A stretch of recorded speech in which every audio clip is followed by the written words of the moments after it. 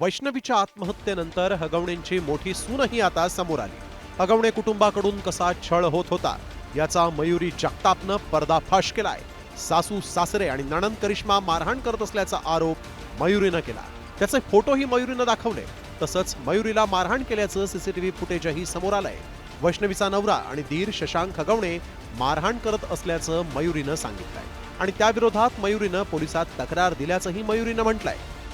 मारहाण थोडक्यात मी त्यांना प्रत्युत्तर द्यायचे प्रत्येक गोष्टीला. मी त्यांचं ऐकून नाही घेतलं, काही सहन नाही केलं.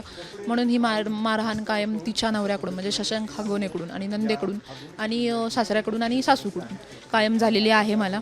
आणि त्याचे हे फुटेज वगैरे आहेत जे वारंवार इथून मागे जे जे होते मी त्याचे सगळे प्रूफ माझ्या घरी पाठवून ठेवायचे. मयुरीनं दाखवलेल्या पुराव्यामुळे हगवणेंचं घर म्हणजे सुनांची छळछावणी असल्याचंच समोर आलं. त्यामुळे त्यांच्यावर कडक कारवाईची मागणी होतीये.